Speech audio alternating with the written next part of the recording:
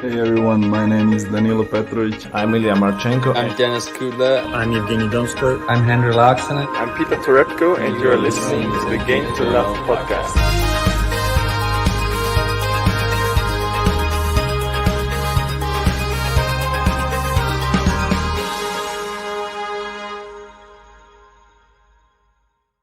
Hey, welcome back, tennis fans. Here we are for a little bit of an impromptu podcast, isn't it, JG? Yeah. There's a big announcement which came out. You might be able to see it there in the top and bottom of the screen. The French Open has been postponed. Big news, JG. Mate, you've done a good job not to miss it from anywhere. You've got it in the thumbnail. It's all over here. You even had it as your green screen earlier. So he's loving the fact that Roland Garros is postponed. Me personally, it's a tough one, isn't it? The effect of this is it's only a week for people who don't know. So it's going to be pushed back 1 week, but it's going to impact obviously the grass court tournaments will happen just before Wimbledon. So you've got the likes of Nottingham, Stuttgart as well, some historic tournaments. And for the grass court season, which is already small and already in a lot of danger, it seems to be slightly selfish to be overshadowing them.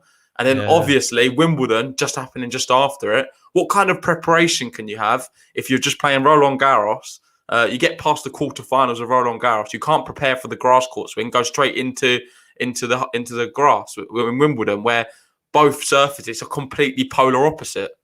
Well, exactly, mate. I think it's disrespectful to us Brits as well, because we've been waiting not only, it's going to be nearly 2 years for grass court tennis. So I'd rather we got rid of the French Open and just had Wimbledon, if I'm honest. But that's just my personal opinion. But why should it be affecting? Why should it be the French Open that always gets to move their tournament to disrupt other tournaments all the time? And I don't know. It annoys me a little bit. I like the fact why they're doing it. I like the fact that it's just because they want more fans in the stands, and I can understand that. It's just they were only allowed 1,000, I believe it was last year.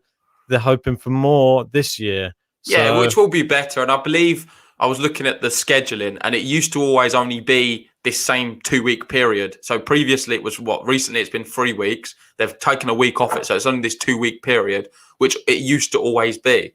But I just don't like it, really. I don't really like the move. I just wished it could have stayed where it was. But then you've got to weigh it up. Is it more important to have more fans? At the end of the day, it just seems to be a very money-driven decision in terms of it's always about the fans and trying to get more people in the stadium for a better product and ultimately more money. Yeah, mate. Well, it's becoming one of these. Is it a running theme that's going to be happening each year? Affected the US Open last year, going to affect Wimbledon this year. They're going to have it in January next year or maybe February. Let's affect the Australian Open next year, shall we? Should we start shifting it around completely? Well, you've got to look at who it's going to impact the most.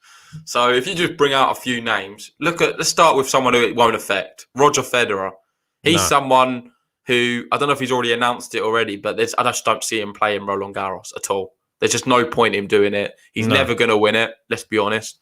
There's no point. He might as well just save himself for the grass court swing, play a few tournaments in preparation, and then just go straight into Wimbledon and give himself the best chance. So for him, this announcement doesn't change anything. You look at someone like Novak Djokovic, on the other hand, he's someone who does very well at both. He got to the final last year. Wimbledon got cancelled, but we know how well he does usually at Wimbledon. Oh yeah, defending champion, really. In theory, is it like he's got to kind of prioritise one or the other, or could he potentially go all the way to the final of Roland Garros and then, with no preparation for grass court tennis, go straight to Wimbledon and play? Like, I don't know. He's a legend, the guy, and he is really good. But I knew you was going to say that, but like, it's still not good preparation. I'm sorry. No, I mean, you've got to have some sort of grass court preparation. You wouldn't just go straight from one surface to another and hope to be playing your top tennis. Obviously, he will transition probably better than most players going straight on there. He's at home on the grass, so he knows what he's doing there. But I still think that he just wants that French Open as well. He really desperately would love it. And fair enough, he did get bit of an arse kicking in the French Open final in Paris last year. But if anybody knocks out Rafael Nadal, it's Djokovic's tournament to take. I'm sorry, that's just the way it is. I mean, Dominic Thiem's up there, but Djokovic, you'd fancy him, mental strength or not. Dominic Thiem, I still think he could be undone by the likes of Djokovic in big moments. Yeah, I don't care though. I don't care who he is. Djokovic is not going to win both. Well, you never know, mate. You never know. But it's just so tough. Like you look at the conditions of what Wimbledon is. Yeah, it slides off the surface. The ball just it's the fastest court by a long way. You go on Roland Garros, one of the slowest. It's like a complete different sport. To transition between the two in such a short space of time, and then take into consideration all the quarantine stuff as well. You're going from France to the UK. I know it's all in Europe, but do you need to do quarantine period after travelling? I'm not sure how it's going to work with that as well. I know. Like, is he even going to be allowed up to train? Mainland Europe is a lot heavier, lockdown than UK right now as well. Because in theory, if he's coming from France to the UK should have some strict guidelines in place. I know it's just after May, isn't it? May 17 where things change here. Things are going to change. We don't know what's going to happen, but you'd expect some kind of quarantine period still after travelling from a place where there's a lot of cases to where, in theory, there should be less cases in the UK by then. Yeah, well, mate, you don't know. So how's that going to play into it? It just seems like it seems messy. It seems messy. How do we know? It's not going to get worse. That's true, but like with the vaccine in the UK, I can't see it getting much worse than what it already has. Yeah, but in France at the moment, they've gone into lockdown again. So it's just like you shifting the dates. Is 1 week going to make any difference? Well, that's what someone said here. So someone in the chat, we've got Yermis is saying 1 week won't make any difference of fans being allowed in. They're making a big claim that it's going to allow loads of fans. But what's 1 week really going to do in terms of allowing more fans? Like, it seems just stupid to me. Gives them more time to try and weasel their way and try and accumulate a bit more money to pay someone off, maybe, to try and get it over the line so they can have it running. I don't know.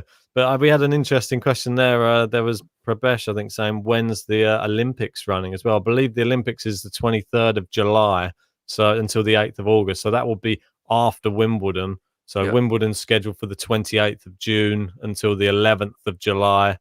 It's going to be tight scheduling, very, very tight scheduling. And I'm not sure. I don't want to see Grand Slams impacting other Grand Slams all the time. Wimbledon made the right decision last year. They cancelled because it was the right thing to do. That's what the French Open should have done. They ran the tournament, affected the US Open, and ultimately it meant that many players missed both tournaments. There was a lot of players, it was either one or the other. So I don't like seeing that. And especially when you've got such historic tournaments like Wimbledon on the horizon, and you can't have another year missed. The French Open, I think that's what they did last year. Credit to them, they managed to run the tournament well. But at the cost of what, though?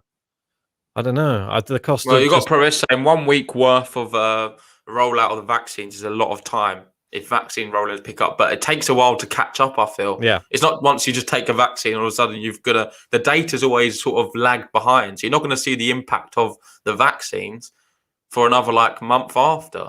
No, so exactly. it doesn't really, I don't know, it doesn't really make too much sense, but it is what it is.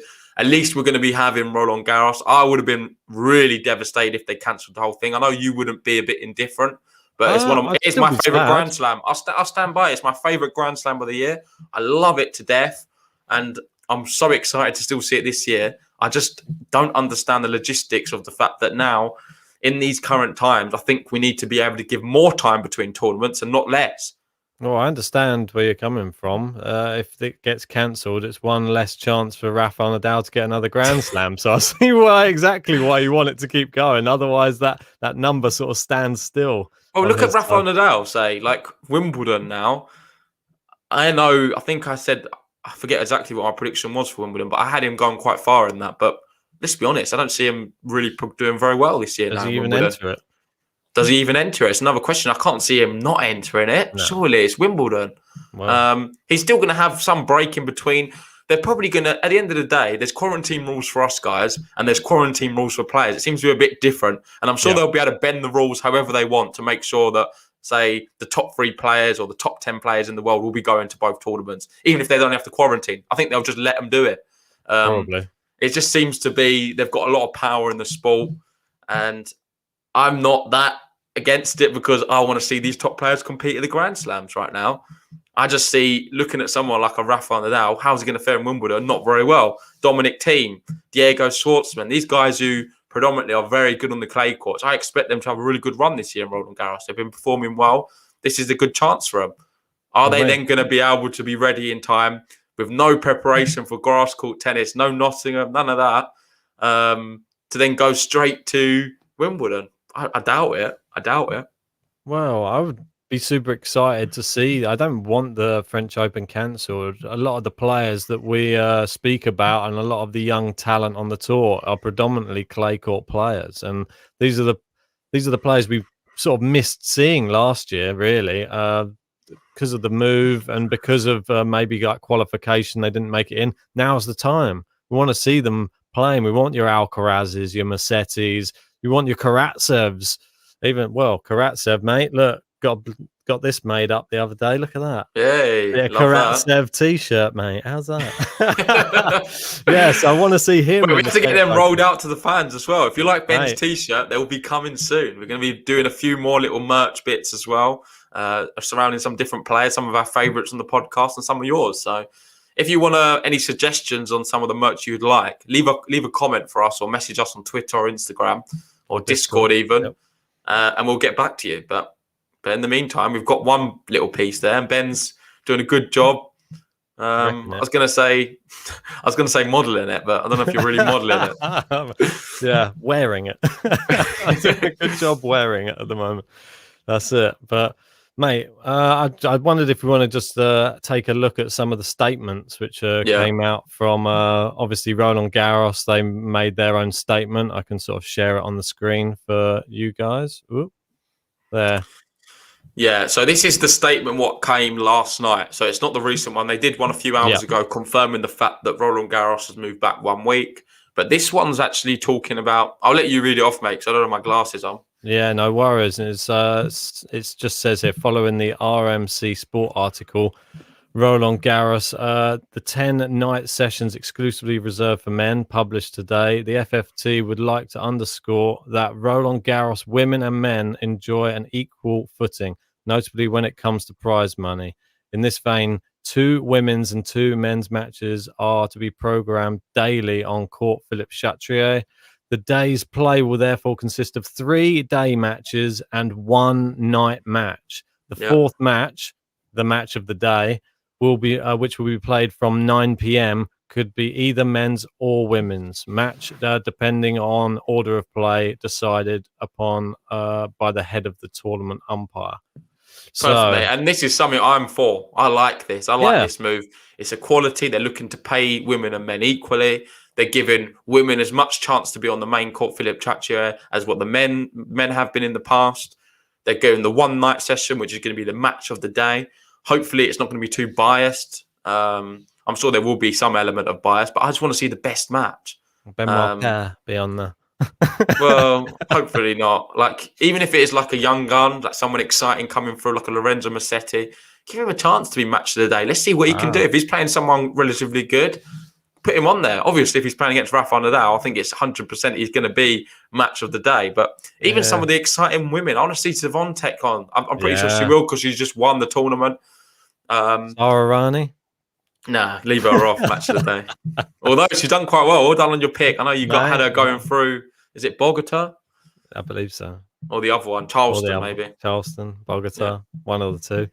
But, mate, it's just one of these things. It's great to have equality, and there's some amazing... We've obviously got Simona Halep. She's another top clay court player on the women's side. It's going to be super interesting. Don't forget Sophia Kenin. She was in that final, the French Open last year. Be interesting to see how she fares as well. So there's a lot of top women on the tour, and there's a lot of top young talent coming through as well. So be interesting to see how they fare.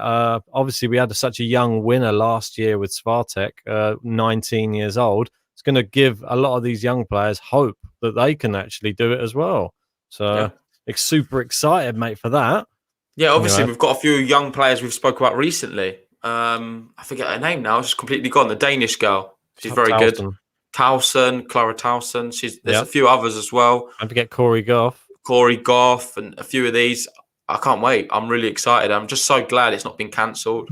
I know you would have been more indifferent than me, but I'm just Mm, happy Roland Garros is going ahead.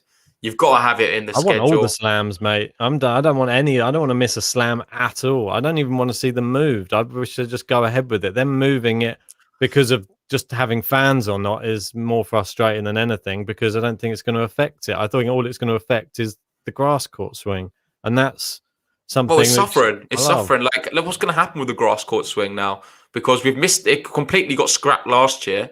We've got no Masters events on grass yet. It seems to be like a lost surface, which people don't really care about. You got Wimbledon, and aside from that, everything else just seems to be a bit of an inconvenience, and they can just push it around like it's not there ever. Yeah, I mean, come on, you got to do like these amazing events over in like Halle as well. Don't forget that one. It's just, and don't forget the ones obviously Queens. That's another great British Yeah, one. This is Queens. normally Yeah. a pre-Wimbledon tournament. Lots of good players come through these tournaments, and it's actually puts them in good stead for Wimbledon. So it's just frustrating for me. Well, you're not British, going to see anyone there from Roland Garros who's progressing. no. It's virtually impossible. It is 100% impossible if they pass the quarterfinals. Even if they enter, I just don't see them really being there. There's going to be players who are just prioritising Wimbledon and the grass court swing. That's who you're going to see winning them tournaments and playing well there. Whether that will have a massive impact on Wimbledon or not, we've spoke about Djokovic, and he's such a beast and a legend of the sport. He's played for so many years. He's done the transition. If anyone can do it, it probably is him. Where he can play on Roland Garros one week, the next he's on grass without any practice, and it's just easy for him. I think maybe Rafa could struggle slightly more. I think he can still do it though. These legends of the game, they're just built differently. So it's going to be a little bit of a survival of the fittest, testing people's physical and mental resolve. I just don't think it's the right decision just to facilitate more fans in the stadium, where I think we should be facilitating the players' needs and trying to get the best out of the sport and the actual quality of tennis, rather than just getting more people in the stadium, more bums on seats, so they have more money. Yeah, well, and like you said before, I think it just takes away a little bit from the prestige that Wimbledon brings, because, like you were saying, and grass court tennis, just are any of these players that could have been looking forward, like the new players that were looking forward to playing on grass courts, maybe for their first like major ATP tournaments, and looking forward to maybe seeing maybe grass was their surface, maybe. We've seen them on the clay, we've seen them on the hard. You don't even know. We've spoken to players on the podcast, and they have not even really had the chance to, like Thomas Mahach. Like, we want to see him on the grass. Yeah. Want to see how he fares. Want to see how all these young players, because they could be the next Roger Federer, Novak Djokovic, Rafael Nadal. We don't know until they play on all surfaces. You don't really know. They could be the next Sampras. They could have like 7 or 8 Wimbledon. But is it really that important nowadays to be good on grass? There's so few tournaments, and it seems like they're just going to be taken more and more from the calendar. Though. Yeah. The most probably, and well, like we spoke to most of the players on the podcast, that's their most favorite Grand Slam. So it seems crazy to keep on. I don't know. It's not disrespecting it, but it's steeped in such history, that tournament, and all the players love playing it. It just seems strange that I don't know. The French have a lot to answer for, really, and they're just sort of disregarding, and they're treading on everybody else's toes a little bit. I would love to know what the conversations between the people running Wimbledon and the people running the French Open. I bet it's non-existent by the sounds of it. It sounds like the French Open don't pick up the phone and just make organisation with the ATP or whoever else. They're not They do what they want. Yeah, literally, it just seems like it. Oh, we're just going to move it to September. Sorry, guys. Sorry, US. We're just going to push it back. We're going to push it back. What happens if nothing's changed in a month's time? What about Queens? Don't worry about that. We're pushing it back. We're pushing it back one more week. You're all right with that? It's sort of on the cusp. It's one day before the Wimbledon starts. That's all right, isn't it? No, it's not. It's just, I just want to also emphasise, me and Ben, we both stand by this. We obviously know it is secondary, the sport right now. Yeah. And in terms of, we're in a bit of a terrible crisis the world's in. we understand the health of people are our priority, but you've got to weigh it up. Is delaying a tournament 1 week really going to help the safety of people when, in theory, they're not trying to... but I think it outweighs each other. If you're delaying it 1 week, but you're having more people in the stadium, surely that's the same as having less people in the stadium doing it 1 week earlier. It doesn't seem to be like a safety thing to me. I'm just a bit perplexed by the whole thing. It's just money. It's money. Money thing. Yeah, for me, I don't. If it has to be without fans, it has to be without fans. The US had to do it. Like Australian Open. You see what happened in Australia? They kicked everybody out of the stadium, and then they weren't allowed in for like a few days. And that's how strict it was. That's what they need to do in France. They can't have it. You can't have it until it's allowed, and then you can have it. Just stop moving it around all the time. You're just disrupting the whole of the tennis schedule. All of these people who put a lot of time and effort into organising all of these other tournaments that it's impacting now. Think of those people. Those people are completely disregarded. I'm not just talking about Wimbledon, all the other tournaments. So I think I don't know, they come out with these statements and it's not really apologising to anybody. It's just making a statement, we're moving it, and that's it. So... yeah, well, anyway, guys, we've had our say on it. Let us know in the chat, guys. What do you think? We've got a few mixed opinions. We've got Jackson here saying 1 week is no difference whatsoever. You've got Almina saying, I don't understand why Wimbledon is everyone's favourite. It's almost redundant to be a grass court specialist. You've got a point, but then is it really redundant if you're someone who's going to Wimbledon every year and doing so well that people can't really compete with you? Yeah. You're just a bit of an expert at Wimbledon and you're winning it. Like, you'd be known as a legend if you was just a guy who won Wimbledon every year. And the grass court tournaments as well. They're all like ATP points to be won in. Yeah, but there's just not many of them. I understand what you're saying. And that's why I think Ben does as well, that there should be maybe some more grass court tournaments. I want to see a Masters on grass. Oh, that's the one for me. I mean, why? Why is there not one? Just bizarre. Like that would bring in so much more attraction into the grass court tennis, but maybe it's just keeping the courts and keeping them well kept, and it's very hard to actually make grass. Well, I think that they struggle to actually keep grass courts in such good condition throughout the year, and that's why there is such a small window for grass court tennis. They have to, and bear in mind, they take a battering. When those players are on those courts, it takes them quite a long time to repair the courts and get them back into the right top notch before the next season starts again. So yeah, and anyway, like Amina says, he agrees with what we said. More grass, it would definitely make it a lot more worthwhile. I think that is the solution here. You got Sean saying grass Wimbledon has huge history in the sport. If it was Fed winning instead of Djokovic, then Wimbledon wouldn't be called redundant. And yeah, I'm someone who people will say, oh, I'm a Djokovic hater, I'm this and that, but I love Wimbledon, and I love the fact that Djokovic is brilliant at it. I think it's awesome. It's great to watch. And I'm, for one, calling for more grass court tennis because I love it as well. I just like it.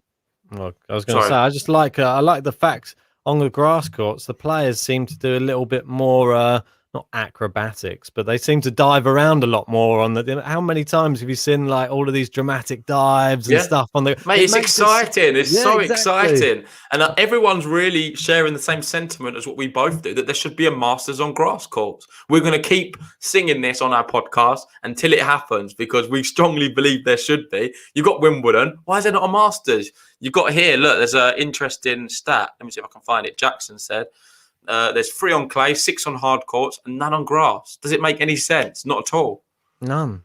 Yeah, just don't get it. Like they just don't. Whoever's in charge of the ATP or WTA, they need to sort it out. And maybe it's just the fact that there's nowhere with like a big stand for a grass court tournament other than Wimbledon. Really, I mean, unless you're going to another country. I'm thinking in the UK, I can't think of any. I think maybe the one in Stuttgart's not bad though. Maybe they could upgrade that into a Masters. Well, you got George saying Hurlingham. Yeah, this is what I mean. It's just I think maybe they could put grass in the O2. Yeah, I like that idea. The perfect idea because I think it's just about fans, and for Masters events they just want shed loads of fans in there. If they could they could lay like, or a grass court in the O2 for a week or two. How good With would no that sunlight, I don't know how that would work, but Mate, maybe they have to have to cut the open up the top O2. off. I don't know how it would work, but I'm sure someone somewhere could make it work. Yeah, for But- sure. And I wanted to just touch on a brighter note. We do have a big tournament coming up, Yes. Monte Carlo. Really excited for that. If you don't mind, mate, can you just get up the draw challenge and we'll go through when that's opening, sure. because we will be doing a draw preview for Monte Carlo very soon. It's one of my favourite tournaments. I'm sure it's one of your favourite tournaments as well. Yeah, mate. It's So one good. which is just so beautifully aesthetic to look at. It's Amazing. an epic one. It's produced some crazy matches over the years. And I, for one, can't wait for that. And I'm glad that that's not impacted whatsoever. So as you can see there, we've got the bracket selection time there, April 10th, which is, I believe... How many days? 2 days time? Yeah, 2 days time. So we're on Saturday. So at Saturday, 8 p.m. And then closes on Sunday midday. So you don't even have long to do that one, do you? Is that how how they open it and then just close it again within a short space of time? You got about what, 16 hours to get that in? Yeah, but it could change as well. So just stay up to date with the channel. Hit the bell on the channel to find out when we're going to be going live for that. Subscribe if you're new as well. It does really help out knowing when we're going to be doing these draw previews. But with this one, we're going to take this one super serious. Like, there's no games, mate. We are not friends for this draw preview. I'm telling you now. I am going all guns blazing. This is one I want to win. I want to have this on the Google Sheets with my name next to it because I love the tournament. I just want to be the guy who knows Monte Carlo better than anyone else. Yeah, maybe we'll have to do like a little prize for this one, as it's such a big tournament. Maybe the winner might be able to get an Aslan Karatsev, get one of these T-shirts, mate. Depends if they want one or not. They might not want Aslan Karatsev on their chest, but we will be making some other bits and pieces. Been working on some other bits and bobs just to send out to people just for some prizes. So exciting that though, mate. I just wanted to announce there's currently a match going on at the moment, which is the GB are playing, mate. We've got Dan Evans. He is in a bit of a dogfight with the Italian stallion, which is the young wonder boy, which is Lorenzo Musetti. And as we can see here, they're tied 4-4 in the third set. And credit to Evans. Well done on the clay courts as well, to be really cool. I mean, it seems crazy that we're saying well done to Evans in this match. It's like he's 32 in the world. 60 places above Lorenzo Musetti. But Musetti, you see the way he dispatched Denis Novak in the first round? 6-love, 6-1. Denis Novak's decent as well. Yeah. He's inside the top 100. Incredible. So fair play to Evans. He's given as good as he's getting out there today. And there's part of me that wants Musetti to win, but obviously I'd love to see Evans go through as well. Well, I've got Musetti within my bracket, so I wouldn't be... I kind of want Musetti to get the job done there. It's looking tough though, isn't it? Yeah, I know. Evans has done a great job. It's a shame we couldn't have covered this on the live watch along. I know we had some people asking us in the Discord, just with work commitments, we're unable to. We're only doing this podcast now in our lunch break. So we've got to go off and have some food as well now. That's it, mate. But I just want to say a big thank you to everyone who has joined us this one. Leave us your comments and thoughts in the chat or in the comment section below. It'd be good to hear from you all guys. Just thanks for joining. Subscribe if you're new. Like the video, and we'll see you very soon for probably the Monte Carlo one, I reckon, or not. If not, probably a live watch along for some of these finals coming up. Yeah, indeed. We'll probably be back. This weekend, I'm sure. Just keep your eye out. All right, see you guys. See you later.